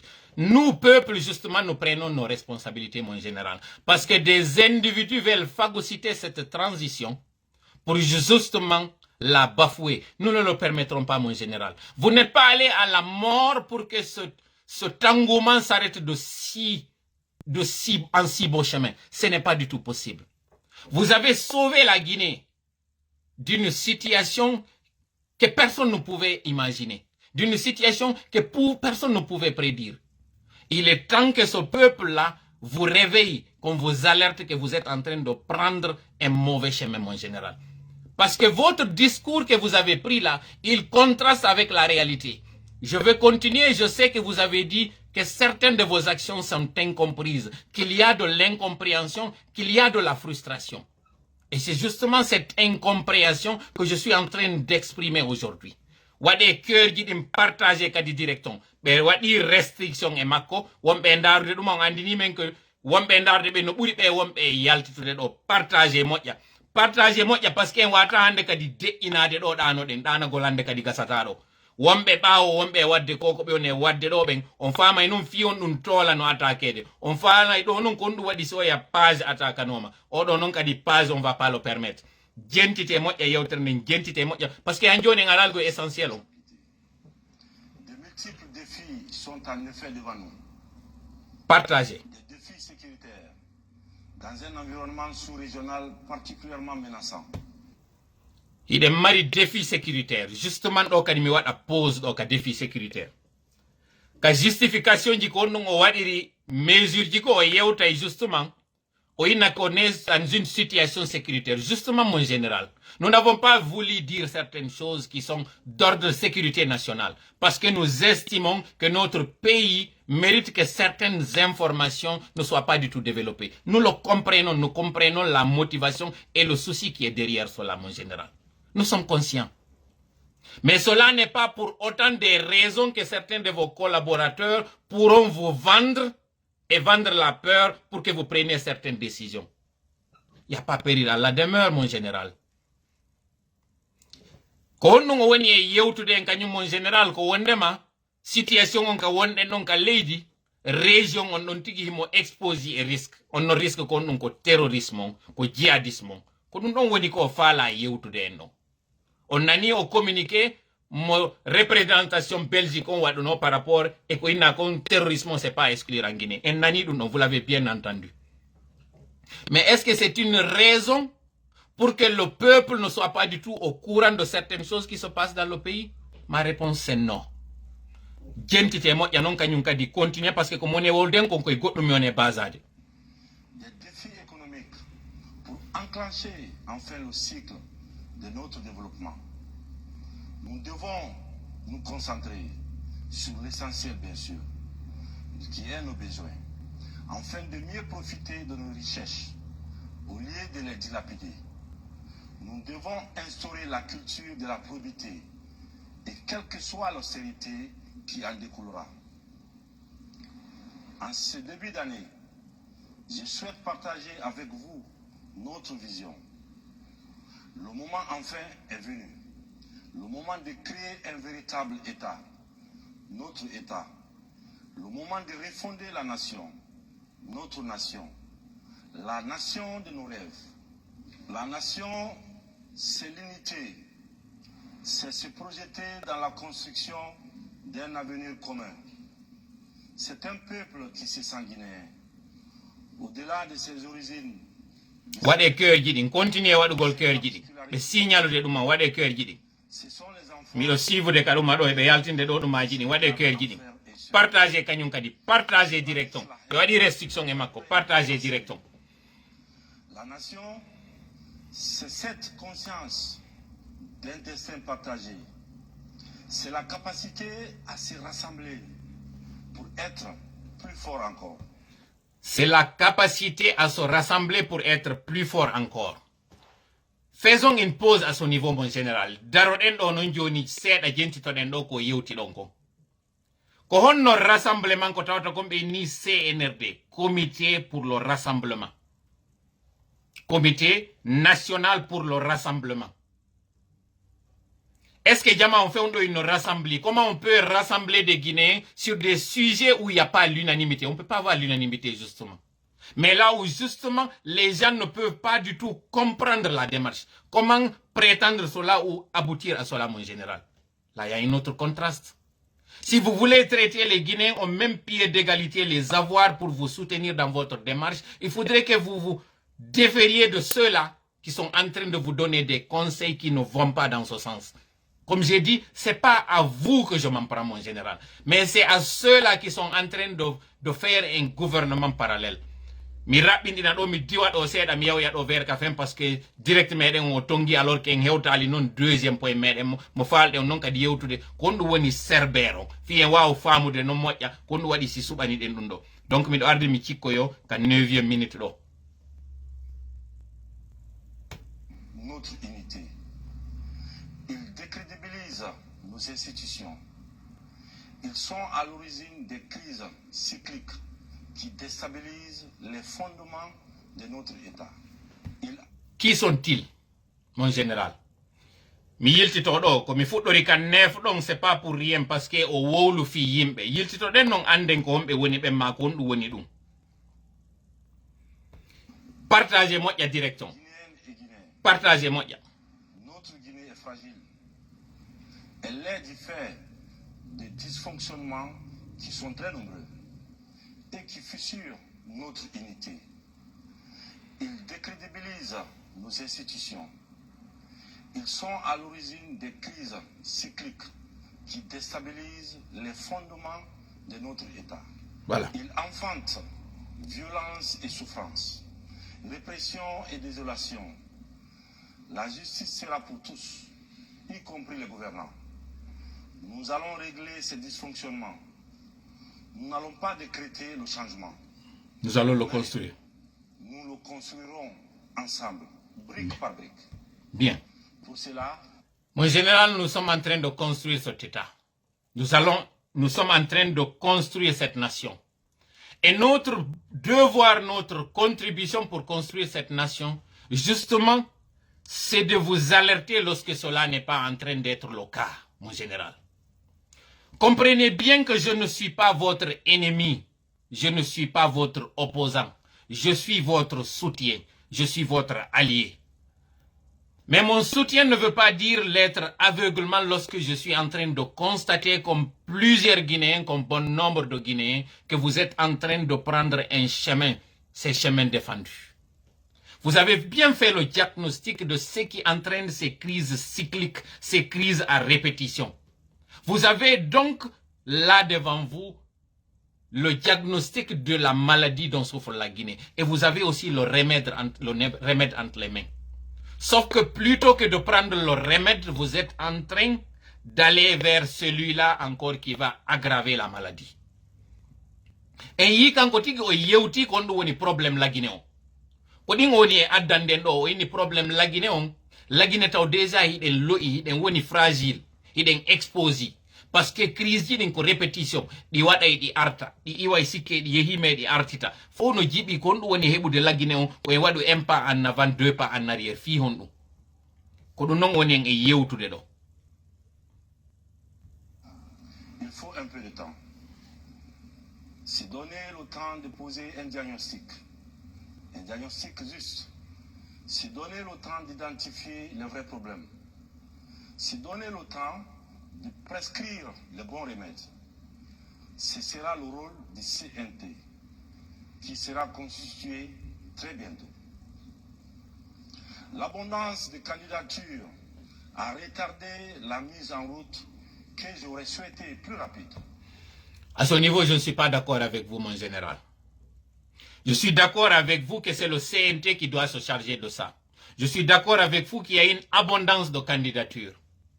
Je suis d'accord avec vous qu'après avoir fait le diagnostic, il nous faut du temps pour prendre le remède. Là aussi, je suis d'accord avec vous. Mais là où je ne suis pas d'accord avec vous, c'est justement lorsque vous êtes en train d'aller cagouler. Parce que, est-ce qu'il est important de rappeler que jusqu'ici, nous ne connaissons pas qui sont les membres du CNRD? Est-ce que c'est si difficile de nous dire quels sont les membres du CNRD jusqu'ici? Qui sont ceux-là qui nous gouvernent? Est-ce que cela est difficile? Est-ce que c'est si difficile de prendre des candidatures qui sont au nombre de, même si c'était 1000, et d'en prendre 81? Et c'est là que j'interpelle le ministre de l'administration et du territoire, qui prend son mal en patience, qui traîne les pas. Parce que justement, nous avons su ce qui est en train de se faire à l'intérieur, et que nous ne le tolérerons pas, mon général. Nous n'accepterons pas cette excuse, elle ne passera pas.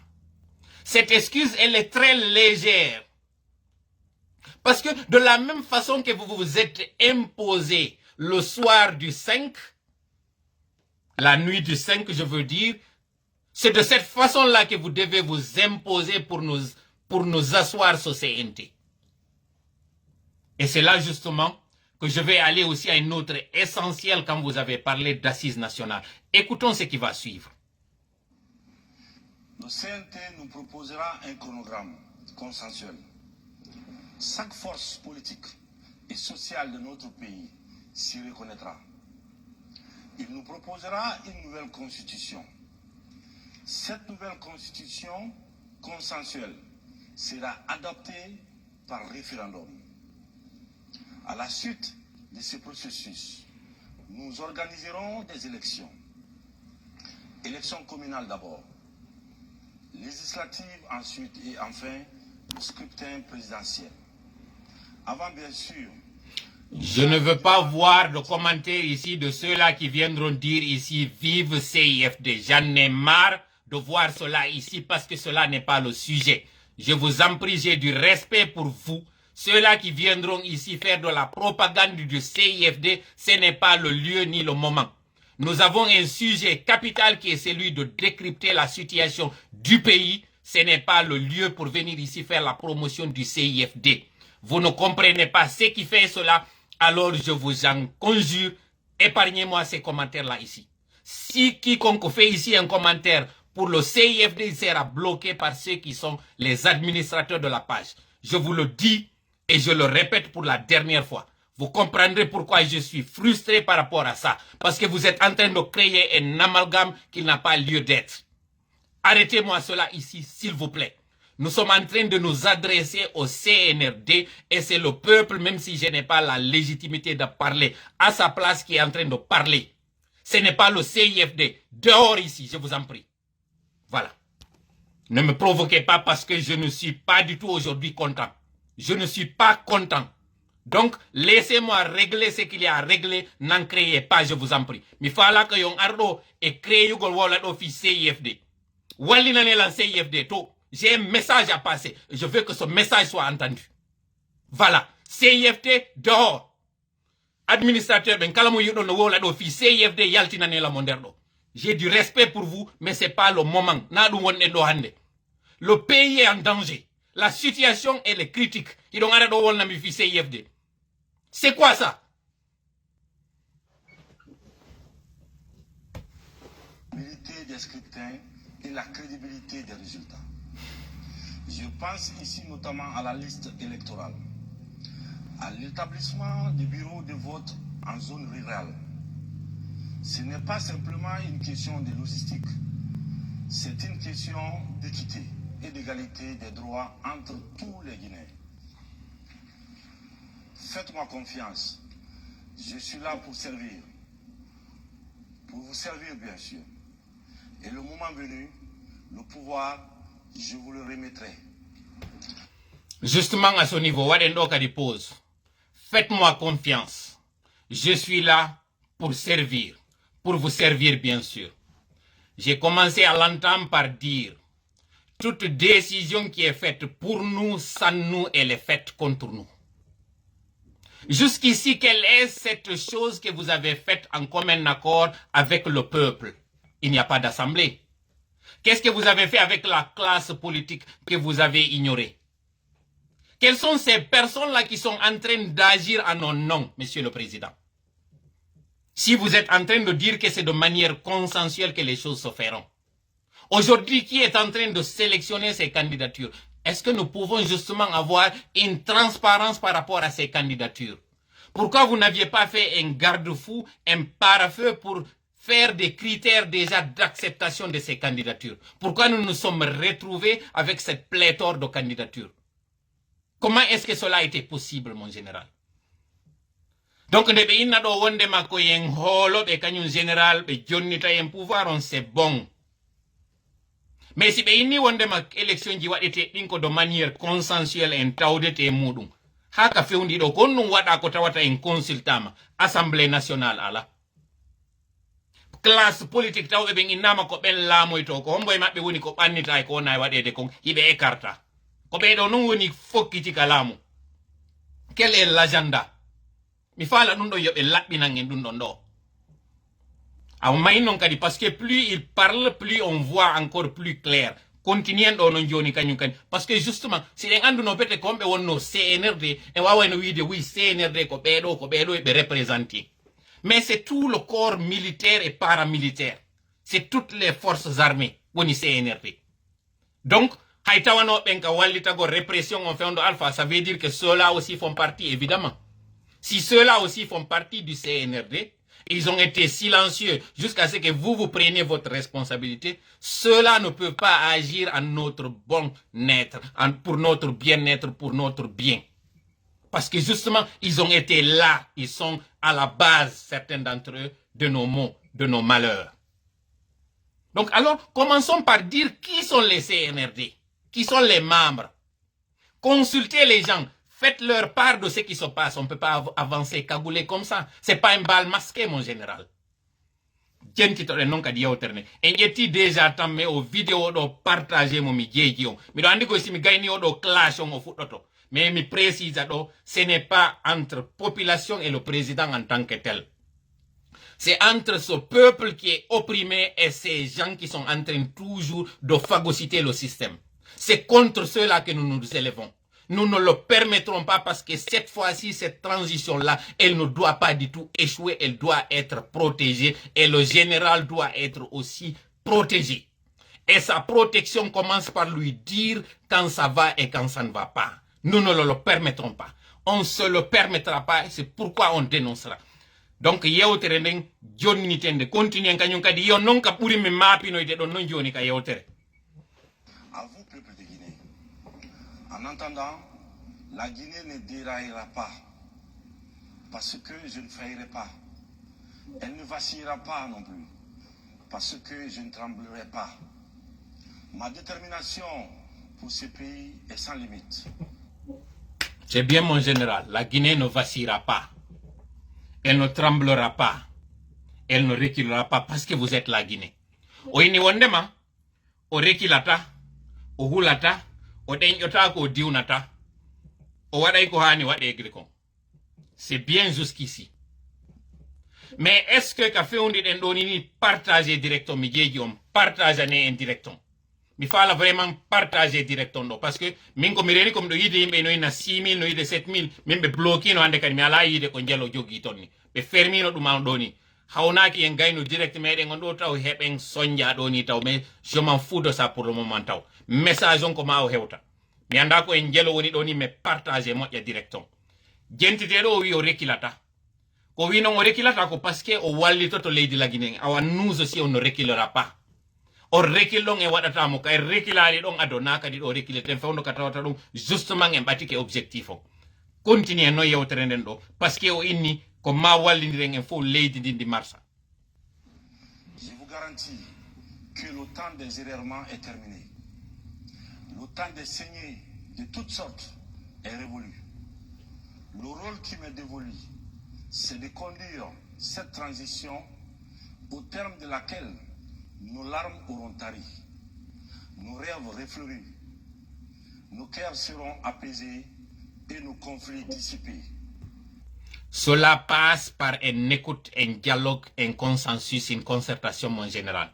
Koko wiɗo wonde man de transition on lanna haray gonɗi meɗen fittama haray ɗi yoori wonde ma haray koyɗi meɗen ɗin ko falonen en lagine moƴƴere haray ɗum ɗo waɗi ɗum ɗo wawi gasude wo si tawi ko concertation wona e waɗede CNRD on anda probléme ji meɗen ɗin ɓuuri en par ce que ko enen woni nawnuɓe ɓen si a yehi ka laptan docteur jon ko foori o ka o foori ko ma o examina ma an o landoma ko wonma e musude kon wawlanamo justement non ko ɗum o yewtata ɗo joni fi mum ɗin assise ɗon mi faala noon yon faamu moƴƴe jentita ɗon ko honɗum woni fi yewtugol fi ɗin assise ko on to woni ka fokkita jentitem ɗo moƴƴa. C'est le sens du sacrifice que mes compagnons et moi avons modestement consenti le 5 septembre dernier. S'il fallait le refaire, c'est avec la même détermination que nous repartirons. Mes chers compatriotes, sachons trouver en nous la force, la confiance et la volonté pour faire Partagez. Une année de refondation et de renaissance, bien sûr, afin d'offrir à notre population, notamment la jeunesse, l'opportunité d'une vie meilleure. Vous pouvez compter sur mon entière détermination. L'avenir nous appartient. Avant de finir, je vous annonce que courant le premier trimestre 2022, nous organiserons sur toute l'étendue du territoire national et dans nos ambassades à l'étranger des assises nationales.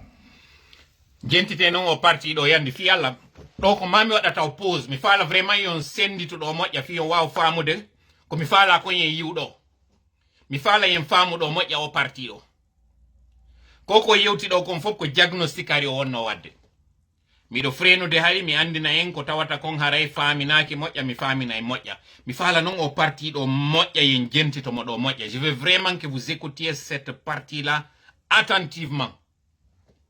Là où il dit qu'il nous annonce qu'au courant du premier trimestre, c'est-à-dire lebitati arane ɗi nde gandi hitande nden ko lebitati laabi nayyi lebitati arane ɗin tati ɗimmi ɗin tati tammi ɗin tati nayaɓi ɗi wona lebbi sappo e ɗiɗi lebitati arane ɗin janvier février mars et c'est pas pour rien hein ari ha mars iɗen andi normalement transition on ka o doit lannude selon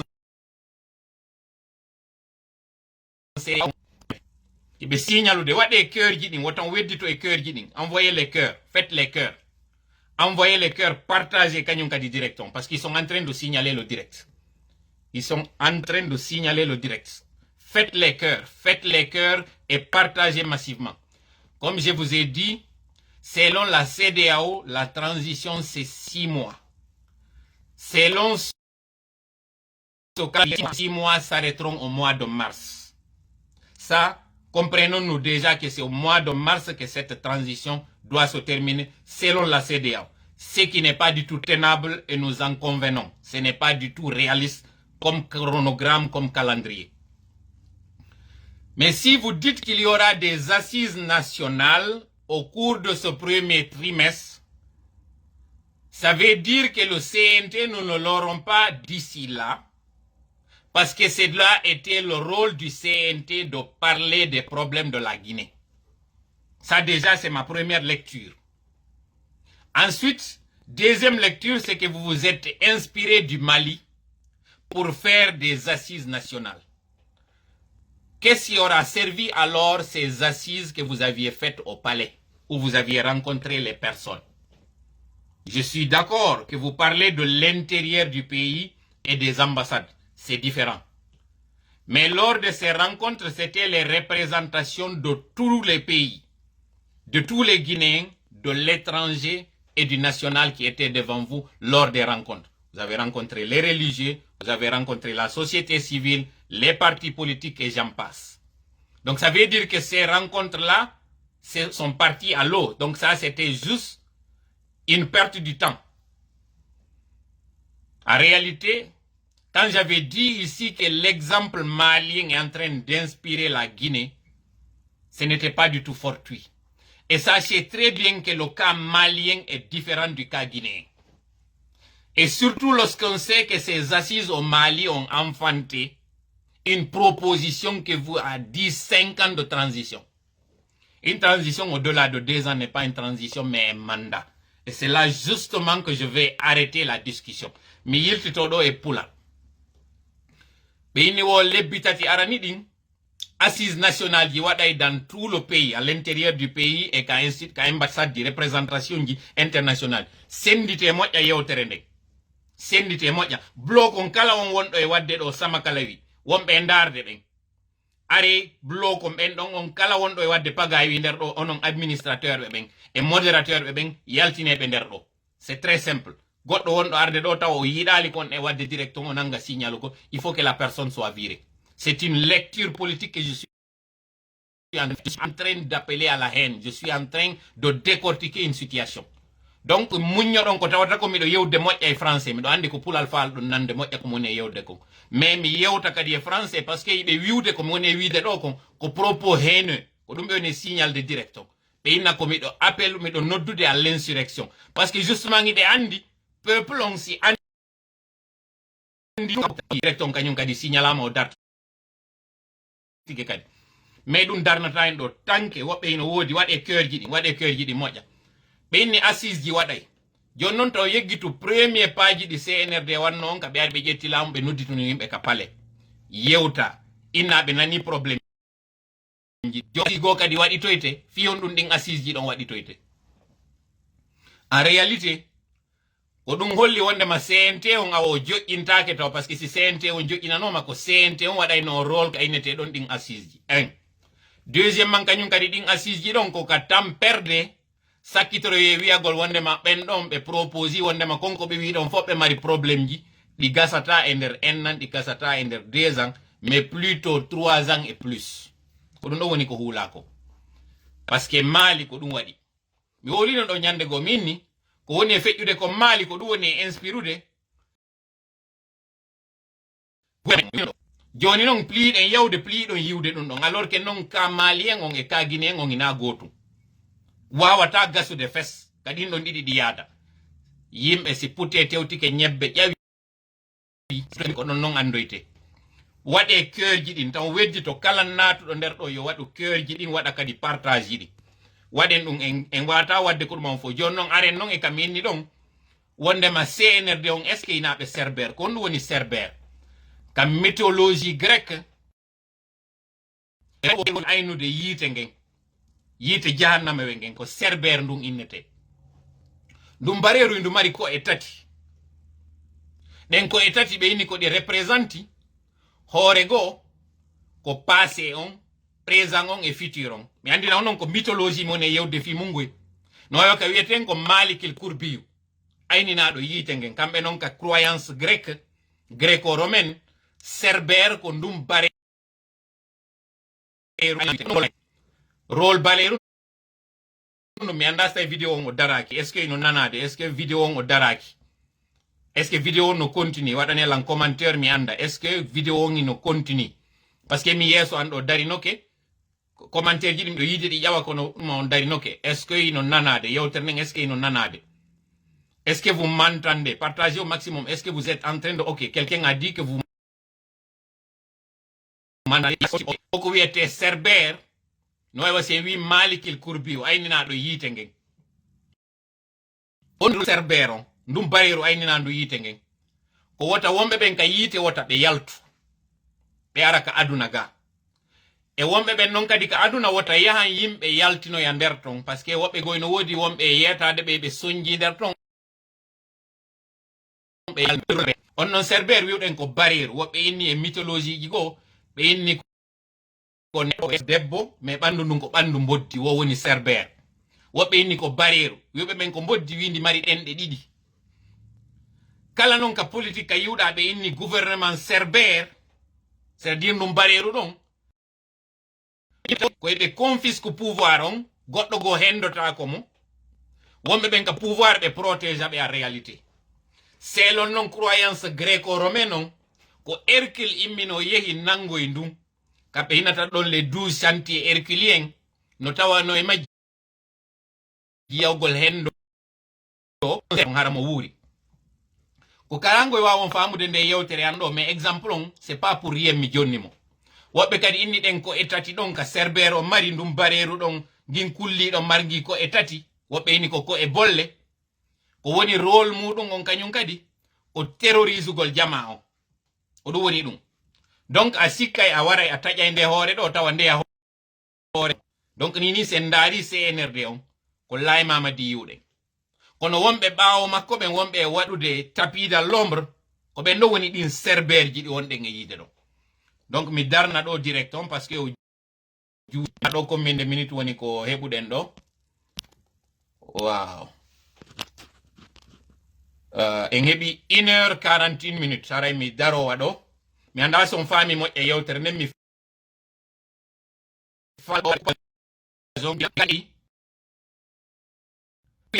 ƴetton kala ko woni français kon waɗon ɗum ɗon tun kala ko jam feere donc ɓe signali ɗum on e wata continue ɗo ande kadi darike miɗo haɗude waɗo mi tori kala e woni ballo meɗen hawrindin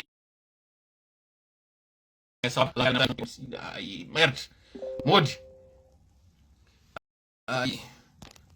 ɓe ɗum anni